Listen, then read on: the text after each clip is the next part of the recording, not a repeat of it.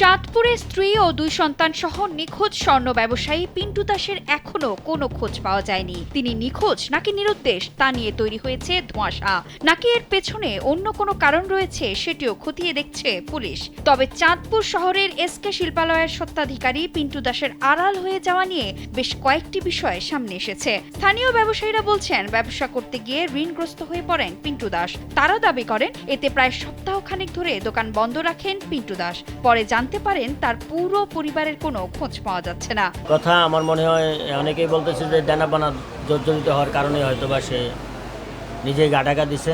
এটা কতটুকু সত্য বা মিথ্যা এটা প্রশাসনিক তদন্তের মাধ্যমেই সঠিকটা বেরিয়ে আসবে বলে আমি মনে করি। 5+ স্টার রেটিং প্রাপ্ত দেশের সর্বোচ্চ বিদ্যুৎ সাশ্রয়ী ওয়ালটন এসি স্মার্ট কমফোর্ট এখন নেক্সট লেভেলে। পিন্টু দাস বিগত আজকে 10 দিন ধরেই নাই, অনেক কাস্টমারই আসে, কিন্তু বলি যে কোথায় চলে গেছে আদৌ আমরা ঠিক করে জানি না। আমরা যেহেতু এক শহরে বাস করি, সেই হিসাবে ওই লোক মাধ্যমে জানতে পারছি যে উনি ওনার বাড়িতে নাই, ওনার দোকান বন্ধ, বাড়ি ঘরদোরও বন্ধ।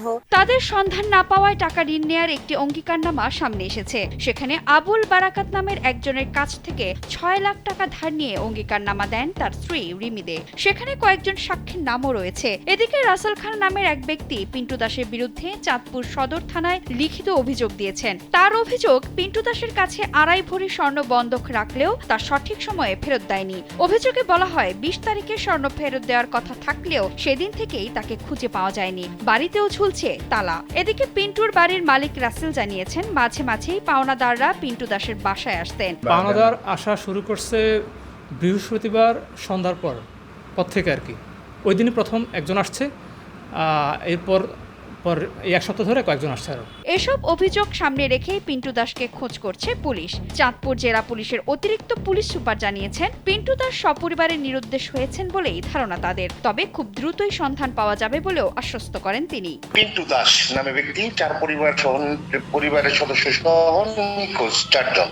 এই ধরনের একটি নিউজ হয়েছে। বিষয়টি হচ্ছে, আমরা যতটুকু জানতে পেরেছি, তার মোবাইল নাম্বার ট্রেস করার পর 20 তারিখের পর থেকে তার নাম্বারটা বন্ধ। সে এলাকায় বিভিন্ন মানুষের কাছ থেকে বিভিন্ন অর্থ ঋণ নিয়েছে বলে আমরা জানতে পেরেছি ইতিমধ্যে।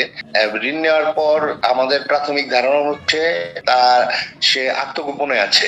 আপাতত আইন শৃঙ্খলা বাহিনী ধরে নিয়েছেন তিনি নিরুদ্দেশ। তবে পিন্টু দাস নিখোঁজ নাকি নিরুদ্দেশ সেটি পুরোপুরি নিশ্চিত হওয়া যাবে তার সন্ধান পাওয়ার পর। সপরিবারে পিন্টু দাসের পরিবারের সন্ধান না পাওয়ার ঘটনা দেশ জুড়ে নতুন আলোচনার জন্ম দিয়েছে।